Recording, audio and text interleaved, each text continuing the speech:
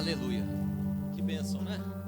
Muito bom estar aqui. Bom dia, graça e paz de Jesus para você que nos recebe aí na tua casa. Um privilégio hoje poder entrar na casa de cada um de vocês para celebrar a ceia junto com cada um de vocês. Cada um de vocês que está ouvindo essa mensagem, participando desse culto. Hoje é um privilégio e um prazer ser convidado a entrar na tua casa para falar da palavra de Deus, que é a nossa esperança, o nosso refúgio e fortaleza. Essa semana eu tive o prazer de ser ministrado por vários trechos da palavra de Deus. E eu gostaria que você abrisse a tua Bíblia, você que está aí em casa, num salmo que traz conforto para nós em tempos como os que temos vivido. Salmo 46.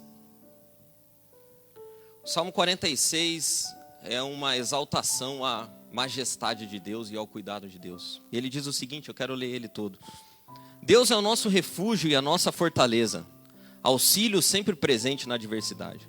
Por isso não temeremos, embora a terra trema e os montes afundem no coração do mar. Embora estrondem as suas águas turbulentas e os montes sejam sacudidos pela sua fúria. Há um rio cujos canais alegram a cidade de Deus, o santo lugar onde habita o Altíssimo. Deus nela está, não será abalada. Deus vem em seu auxílio desde o romper da manhã. Nações se agitam, reinos se abalam. Ele ergue a voz e a terra se derrete. O Senhor dos exércitos está conosco. O Deus de Jacó é a nossa torre segura. Vejam as obras do Senhor, seus feitos estarrecedores na terra. Ele dá fim às guerras até aos confins da terra. Quebra o arco e despedaça a lança. Destrói os escudos com fogo. Parem de lutar. Saibam que eu sou Deus. Serei exaltado entre as nações. Serei exaltado na terra. O Senhor dos exércitos está conosco. O Deus de Jacó é a nossa torre segura. O mundo está fora do lugar. O mundo está fora do lugar.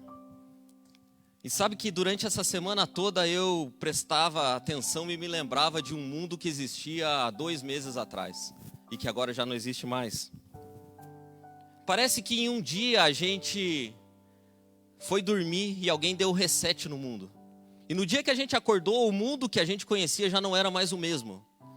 O mundo que a gente conhecia tinha sido assolado por algo que não estava previsto acontecer. O mundo que a gente conhecia tinha mudado de lugar. E esse mundo novo que tem surgido é um mundo diferente. Porque o mundo novo que está surgindo agora é um mundo onde o entretenimento, que tanto nos divertia até pouco tempo atrás, está fechado. Não há mais salas de cinema em que a gente possa ir. Os nossos templos de consumo fazem 1 mês quase que estão fechados. Os aviões que transportavam pessoas para lá e para cá, que davam testemunho da nossa conectividade e da nossa falta de limites, porque a gente podia atravessar o mundo inteiro se quisesse, já não tem mais hoje autorização para pousar em muitas cidades desse mundo novo. E mesmo que tivessem, as suas poltronas estão todas vazias. O mundo livre, cheio de liberdades individuais, que era defendido a plenos pulmões por muitas pessoas, inclusive por mim, hoje mais já não existe. E hoje, dados de dia 25/3, que eram os últimos disponíveis, atentavam para o fato de 2,8 bilhões de pessoas estarem confinadas em casa. 1/3 da população mundial está dentro de casa. E tudo isso aconteceu em 2 meses. E o mundo novo é um mundo completamente diferente, porque nesse mundo novo, os terraplanistas cobram resposta da ciência. Pasme você. Pessoas que defendiam a terra plana hoje vão às redes sociais dizendo que a ciência precisa dar respostas e soluções. Neoliberais se perguntam onde está o Estado e defendem que nós precisamos de um SUS forte para todo mundo. Ao passo que estatistas respondem nos comentários dizendo que o Estado não é capaz de lidar com a crise e que nessa hora a iniciativa privada precisa mostrar sua força e os capitalistas precisam colocar dinheiro, porque o Estado não pode resolver o problema das pessoas. É louco. E a loucura vai a extremos. Essa semana mesmo eu vi pessoas que defendiam abertamente o aborto, agora defendendo a vida em sobreposições a liberdades individuais. Não dá para sair de casa, porque precisamos defender a vida. Mas se você for para a sua página e rolar o feed para 2 meses atrás, você vai encontrar a frase, meu corpo, minhas regras. Mas meu corpo, minhas regras, parece que não tem sentido com transmissões virais. Nessa hora, salve a vida. Por isso parece definitivamente que a gente foi dormir num dia e acordou num mundo novo. Somos empurrados pela televisão, pela mídia, a ideia de que um mundo novo está surgindo. E por isso que eu dei o título da mensagem, no princípio era o vírus. Porque nesse mundo novo, a gente está sendo empurrado a acreditar que a história dele começa com, no princípio, era o vírus. E parece às vezes que o vírus era Deus. Parece que o vírus está tendo a capacidade de mudar todas as nossas convicções. Tudo aquilo que a gente acreditava parece agora já não fazer mais sentido, porque no princípio era o vírus. E durante essa semana toda eu fiz um exercício de não assistir telejornais e de não acessar a internet em busca de notícias. E eu fui ler a minha Bíblia. E encontrei nela histórias de pessoas que já passaram por momentos em que foram demovidas da sua zona de normalidade. Porque existem momentos da nossa vida em que tudo vira de perna para o ar. E esse definitivamente é um momento desse. Momento em que as nossas estradas conhecidas e os nossos caminhos já não nos levam mais a lugar nenhum. E momentos que nos causam desconforto, porque nós todos gostamos de coisas conhecidas. Nós todos gostamos de andar por caminhos onde sabemos os buracos, sabemos os atalhos que podemos tomar, sabemos onde há um posto de gasolina, onde podemos abastecer. Por mais que hajam mazelas, nós gostamos do normal. E momentos como os que estamos vivendo agora, nos arrastam para fora do normal. E se a gente não cuidar, os prognósticos, as análises dos especialistas vão criando em nós pânico, medo, ansiedade, nos fazendo imaginar que o novo mundo está surgindo e que ele de fato vai começar com, no princípio era o vírus, e o vírus destruiu todo mundo. Se a gente não cuidar, o medo vai se transformando em desespero. E eu me deparei com a história de um povo que também teve a vida mudada abruptamente. Um povo que tinha sido levado cativo para o Egito e que viveu no seu normal durante 420 anos. Até que um dia, Deus, na sua soberana vontade, decide tirar o povo de lá. E quando Deus decide tirar o povo de lá, automaticamente a sua normalidade também se vai. Se fosse parafrasear como eu fiz no início, talvez eles dissessem, a gente gostava mesmo era do faraó. E eles disseram isso. Era bom estar aqui, porque aqui a gente tinha comida, a gente sabia, era uma mazela, a gente trabalhava dia e noite. Mas era o nosso normal. Era o nosso normal. E durante essa semana eu passei pelo livro do Êxodo. E eu pude ver em cada detalhe Deus trabalhando na história. E eu já queria dizer para você o seguinte: Deus também está trabalhando na nossa história. Deus não é um relojoeiro que deu corda no mundo e está alheio a nós. Deus ainda continua trabalhando do mesmo jeito que tirou aquele povo do Egito com mão forte. Ele continua trabalhando em cada um de nós. Eu não acredito de maneira nenhuma que Deus tenha mandado o vírus. Não consigo colar em Deus uma etiqueta tão cruel assim. Mas o que eu tenho feito nesses dias é me lembrar que Deus está no controle de todas as coisas. E que não há nada que fuja ao controle do nosso Deus. Que Deus abre portas onde ninguém pode abrir. E que Deus também fecha portas que ninguém mais vai poder abrir.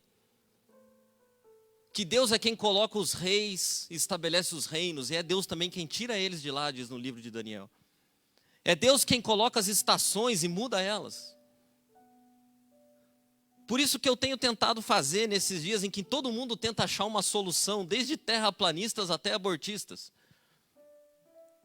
O que eu tenho feito é olhar para a palavra de Deus e não pensar no macro, mas pensar no micro. O que eu tenho feito é, Deus, o que o Senhor tem para ensinar para mim nesses dias?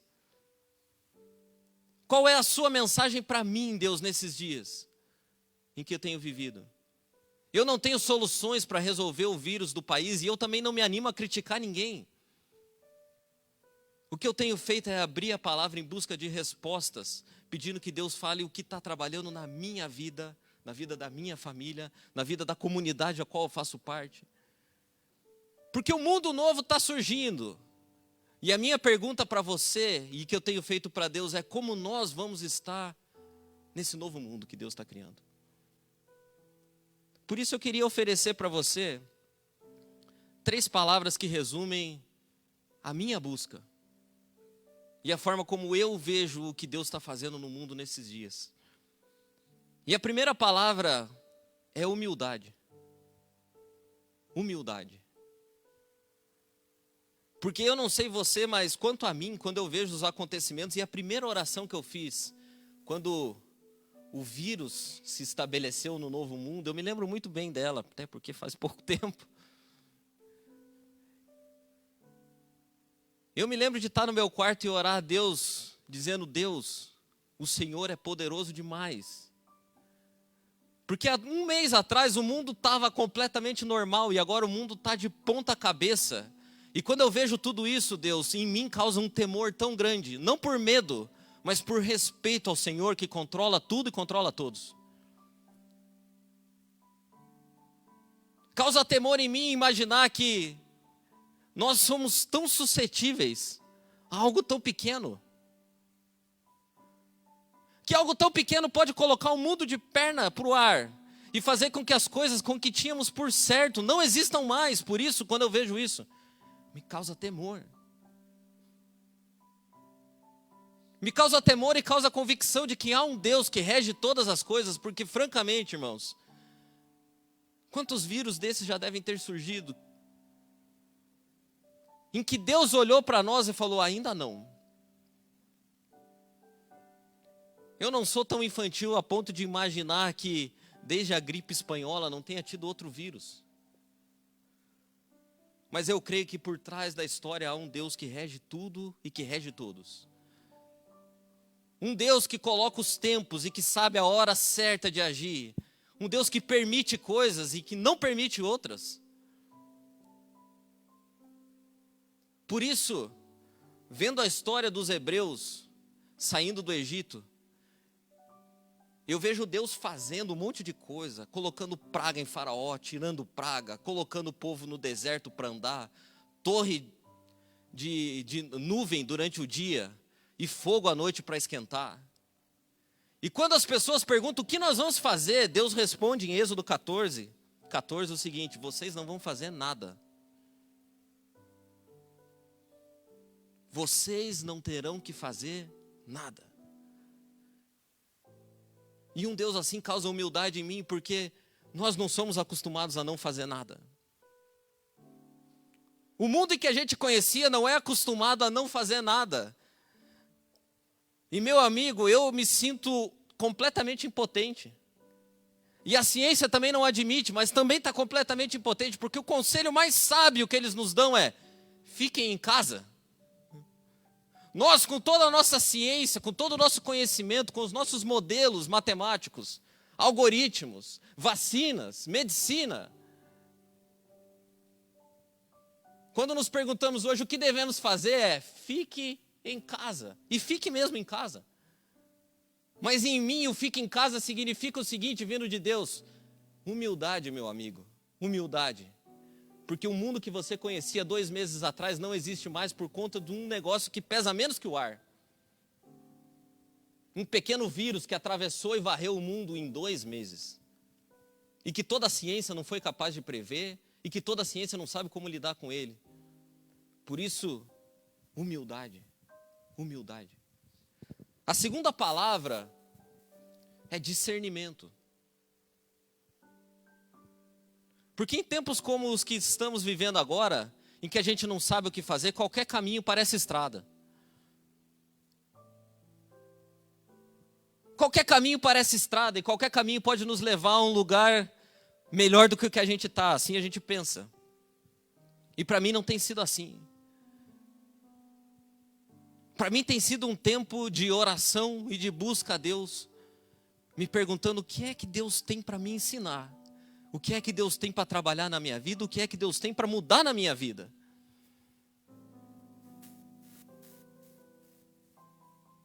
Quais são os caminhos que Deus vai trilhar para nós como igreja a partir de agora? E eu me lembrei do episódio que acontece lá em Êxodo capítulo 32, em que as pessoas, quando não sabiam o que fazer, fizeram um bezerro de ouro. Por isso, para você que está ouvindo hoje aí, eu te digo, do fundo do meu coração, com toda a humildade, cuidado para não construir bezerros de ouro, em tempo que você não sabe o que fazer.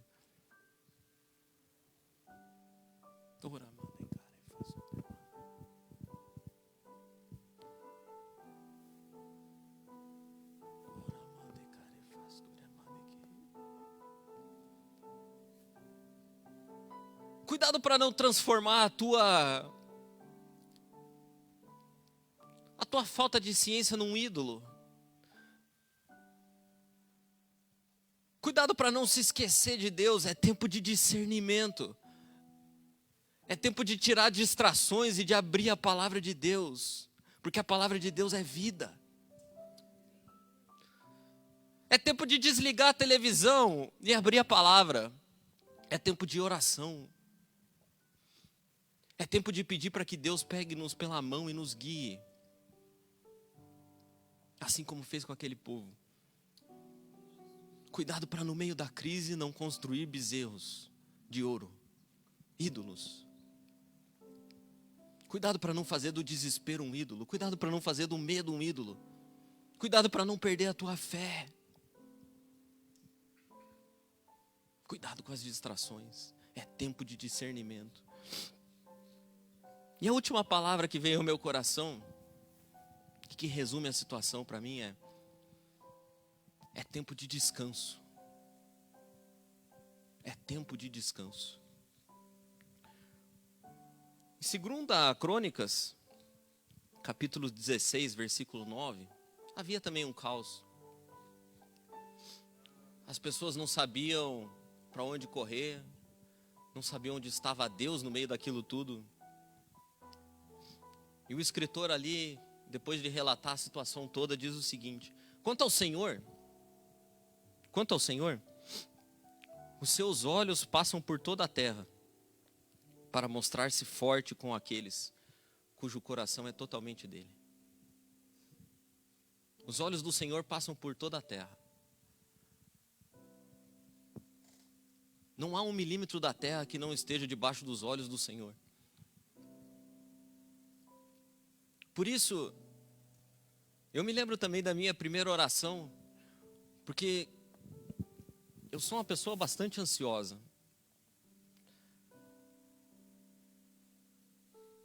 E nesses dias eu tenho orado a Deus, pedindo: Deus, me ensina a descansar no Senhor. O famoso apresentador de telejornal das 8h30, esses dias terminou o jornal com: estou cansado. E se a gente não tem um Deus sobre o qual descansar, a gente fica cansado mesmo. Mas eu tenho dado graças a Deus, porque por mais que as dificuldades sejam enormes, os problemas têm sido grandes, a incerteza também, os negócios não tão fáceis, mas todos os dias eu me deito na minha cama e durmo. Não há desespero dentro de mim. Para falar a verdade, eu não estou nem ansioso. E esses dias eu estava orando e dizendo para Deus, Deus, o que está acontecendo comigo? Porque eu devia estar meio ansioso agora. Mas lá no fundo, os olhos do Senhor estão passando por toda a terra. E Ele vai se mostrar forte para aqueles cujo coração é totalmente dele. Por isso, descanse. Não perca a capacidade de descansar em Deus. Não perca a capacidade de dormir. João capítulo 10, versículo 17 diz: as minhas ovelhas ouvem a minha voz, eu as conheço e elas me seguem. Eu lhes dou a vida eterna e elas jamais perecerão. Jamais. Ninguém poderá arrancá-las das minhas mãos. Ninguém pode nos tirar das mãos de Deus. Paulo vai dizer que não há altura, nem profundidade, nem largura, nem comprimento, nada pode nos separar do amor de Deus, que é nosso por Cristo. Por isso hoje eu te convido ao descanso. Descanse. Descanse. Eu quero terminar dizendo que de fato sim, há um novo mundo sendo construído. Há um novo mundo sendo construído. Mas a história do novo mundo não começa com no princípio era o vírus. O mundo novo que está sendo construído é um mundo que está sendo redimido por Deus. E nesse mundo que está sendo redimido por Deus, a história começa com no princípio era o verbo. E o verbo estava com Deus, e o verbo era Deus. Ele estava no princípio com Deus. Todas as coisas foram feitas por intermédio dele. A vida estava nele.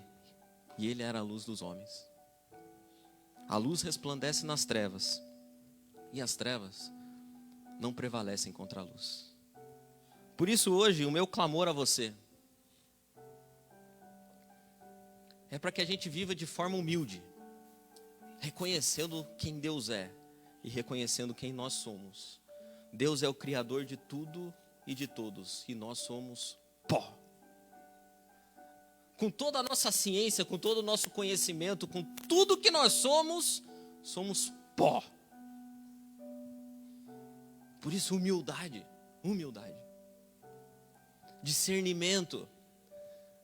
Cuidado para não ser enganado. Cuidado para não acreditar em tudo, a ponto de perder a fé. Lembre sempre, Deus está redimindo o mundo. Por trás de tudo que está acontecendo, há um Deus com mão forte.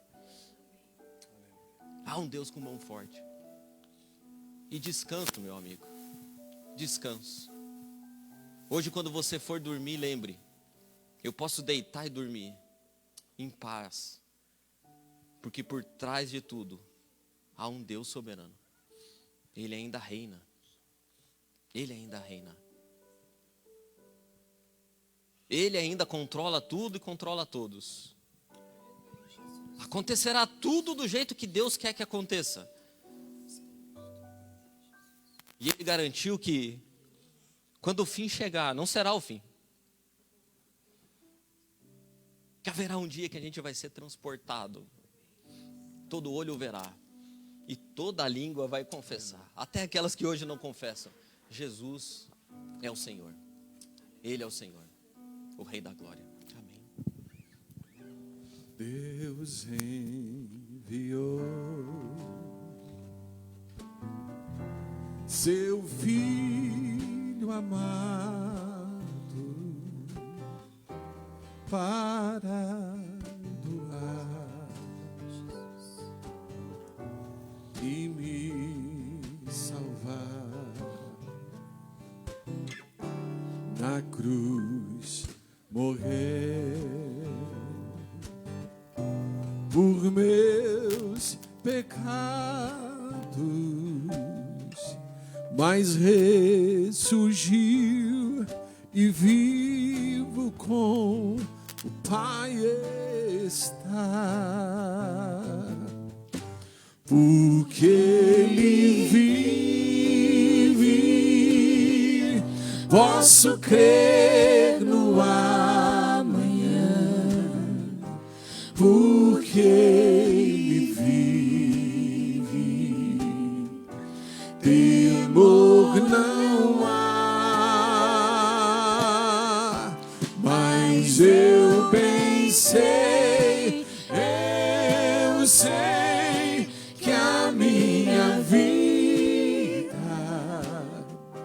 está nas mãos de meu Jesus, que vivo está. E quando enfim chegar a hora em que a morte eu alcançarei, sem medo então terei vitória, verei na glória o meu Jesus, que vivo está, porque Ele vive, posso crer.